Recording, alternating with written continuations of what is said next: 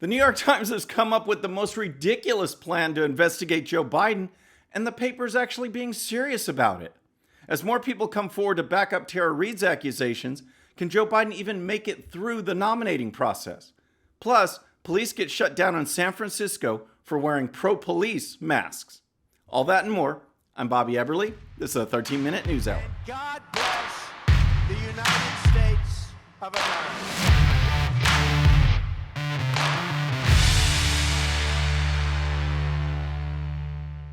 All right, friends, welcome to the show. Happy Monday. I hope you've had a great weekend. We're going to jump in the news. We're going to start with the New York Times because, as you know, they've thrown journalistic standards out the window. Professionalism, gone. Instead, they've become the mouthpiece for not only the Democrats, but the entire left-wing agenda. We see it in story after story. That's their role now. That's what they have adopted. That's what they've become. And now, even so, we see stories that just still make you scratch your head. They make you wonder, is this paper joking? Are they being serious? Surely they are not that much in the tank for the Democrats or the left. Here's one of those stories. It came out this weekend, and it deals with Joe Biden and Tara Reade. And I'm going to get to some of the specifics from the paper's own editorial. But in a nutshell, it's this. Basically, the paper says that the story, Tara Reade and Joe Biden, is too important for the media to cover. Instead, the DNC, the Democrat National Committee, should put a panel together, an unbiased, apolitical panel to investigate Joe Biden.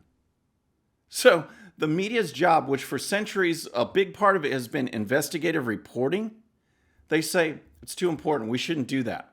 So the New York Times shouldn't do what the New York Times is supposed to do. Instead, the major political party for the Democrats should put an apolitical committee together to investigate Joe Biden. Here's more from the New York Times itself. The stakes are too high to let the matter fester or leave it to be investigated by and adjudicated in the media. Mr. Biden is seeking the nation's highest office. Okay, so it's too important for the media to investigate. So does that cover conservatives too? Because I'm pretty sure it doesn't. And none of their comments make sense. Here's more from the Times.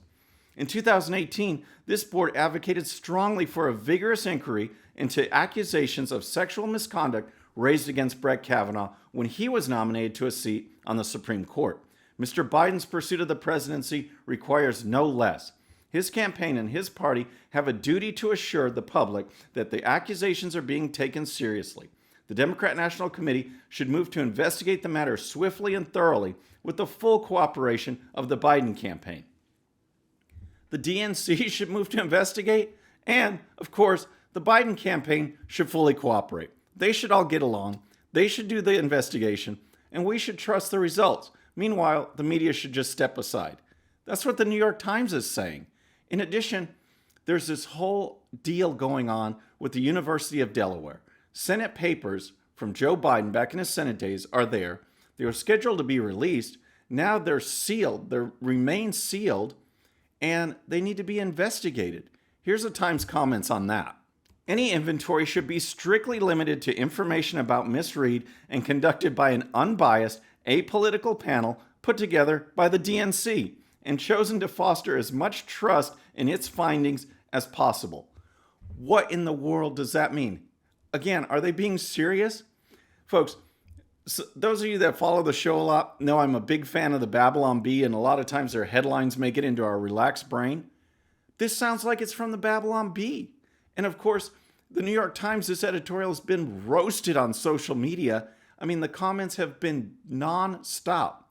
Joel Gabriel Simonson, who writes over at the Washington Examiner, he tweeted this. He said, "This editorial from the Times is something. The Tara Reade allegations are too important to be investigated by the media, so we need experts at the DNC to reach an unbiased conclusion." Simonson then followed it up with this tweet that I think summarizes everything. Shorter New York Times. "This is too important to be investigated by the New York Times." Jonathan Swan over at Axios, a left-wing publication, he tweeted this. "I've seen some spectacularly stupid stuff from the New York Times editorial board, but this might take the cake." Byron York, who's a chief political correspondent over at the Washington Examiner, he tweeted this: absolutely astonishing. New York Times not only rejects role of media, but calls for an investigation done by an unbiased, apolitical panel put together by the DNC. Britt Hume called it beyond parody. And it's just, folks, this was a serious publication, a serious op-ed put together by the New York Times editorial board, actually wanting a political committee to put an apolitical panel together to investigate Joe Biden. Compare that to what happened with Brett Kavanaugh.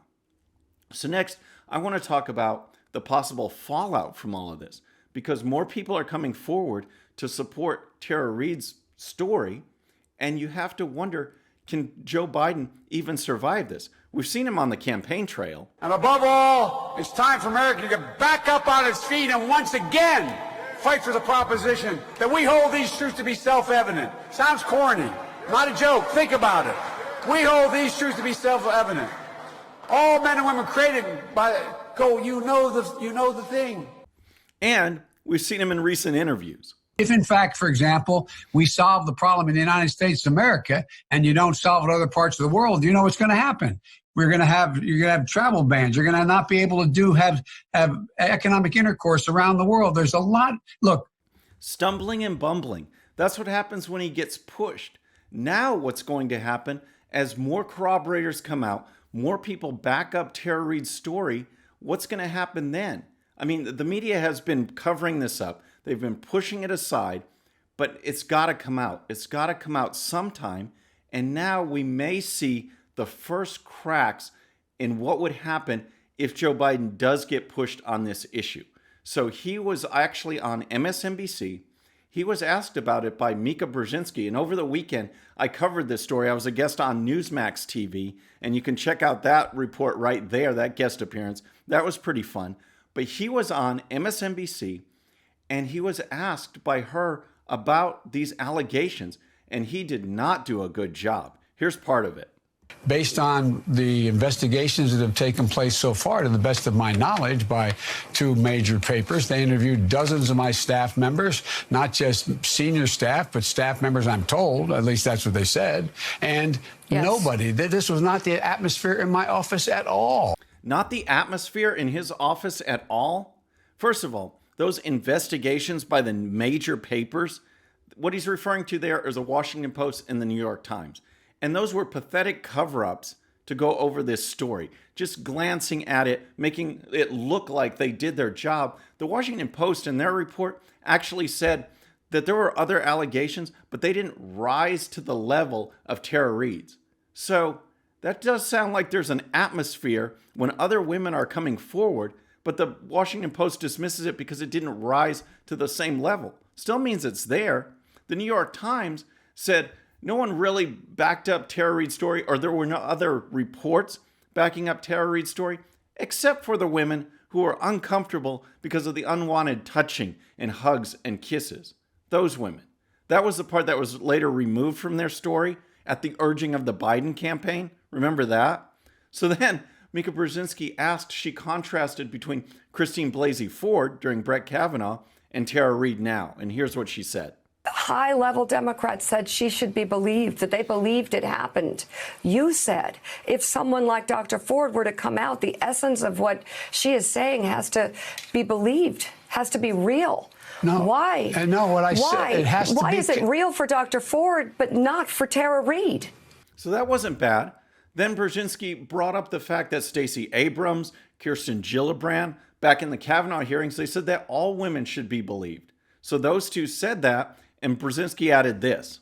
They now both support you. Nancy Pelosi falls into this category, too, as well as many other leaders in the Democratic Party. Are women to be believed? Are women to be believed unless it pertains to you? Very nice. So is there a double standard? I mean, Pelosi, Abrams, Hillary Clinton, Kirsten Gillibrand, they've all come out, they've endorsed Joe Biden since the allegations have been made, but since a full investigation could be conducted. Now is the time that they're coming out endorsing Joe Biden, kind of trying to put it to rest. So Brzezinski then asked Joe Biden if he is absolutely positive that there was never a complaint filed against him by Tara Reade. And here's what he said.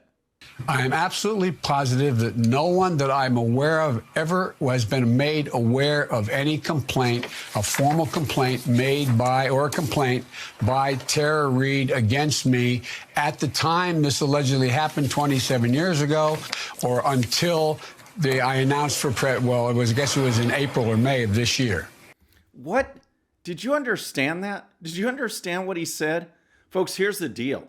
Here's the thing to take out of that. Is that Joe Biden went on a friendly network. It's MSNBC, folks, and he did not do well. He did not do well at all. So as this story builds and he gets pushed and he has to go on other networks to defend this, has to give town halls, speak in front of people on this issue, how's he going to do?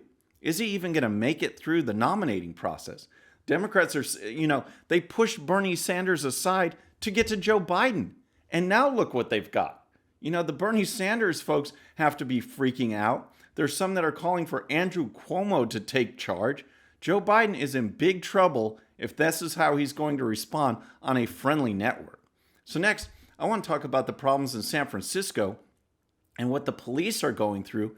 But first, if you like the show, if you love what we cover over here, please subscribe. And when you do, please hit that bell so you'll be notified. We're really growing. We're making a big push for 100,000 subscribers by Election Day.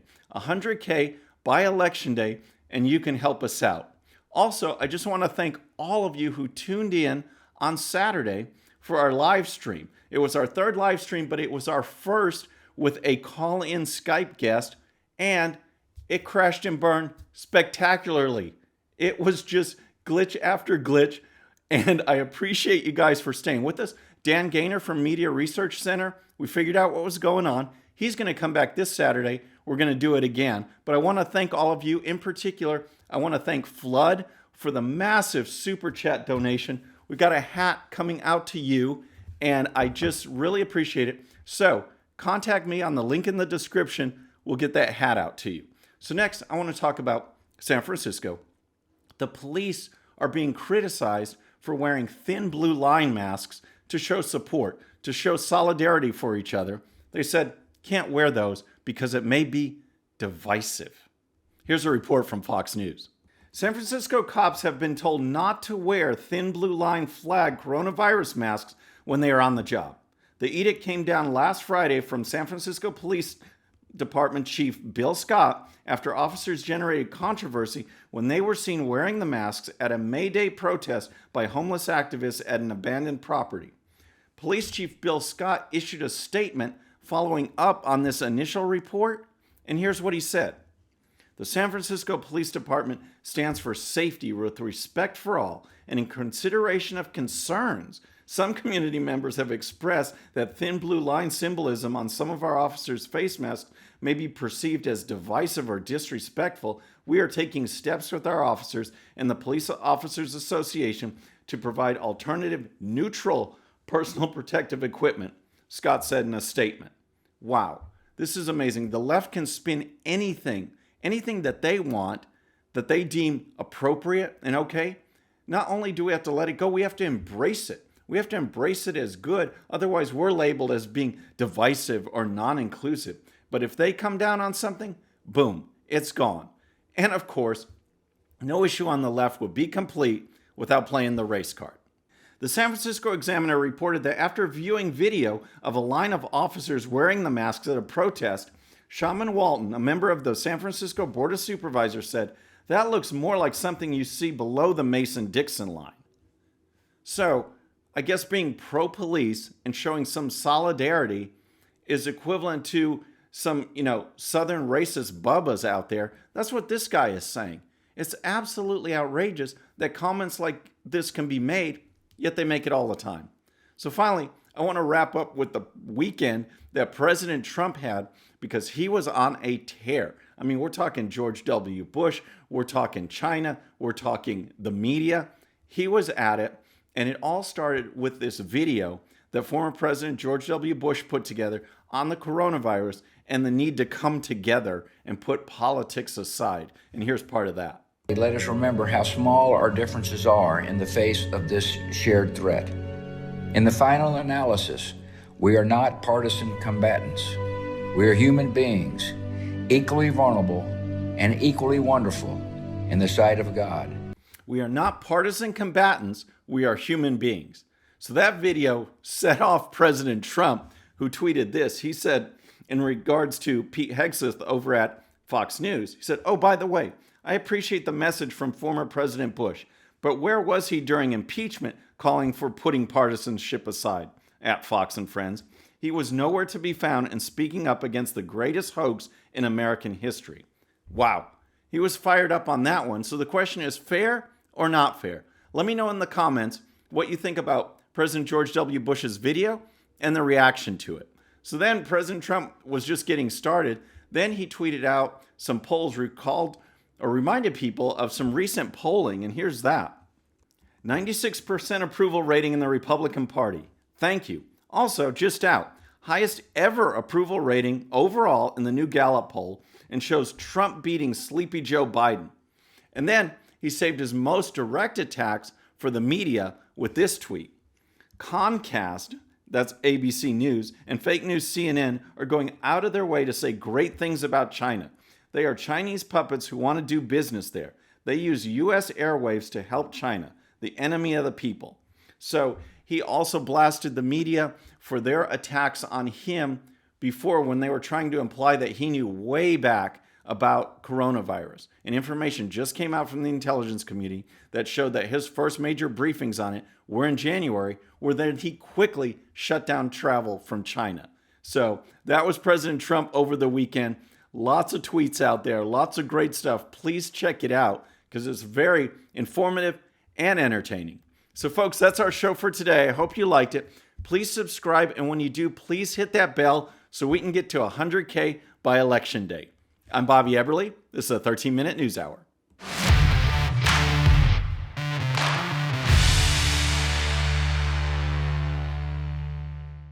Okay, friends, thanks so much for watching. And before you go, please hit that subscribe button, hit that bell so you'll be notified. And here's a special video just for you so you can watch even more of the 13-minute news hour. And don't forget to check out GOPUSA.com for the best in conservative news and commentary. We'll see you next time.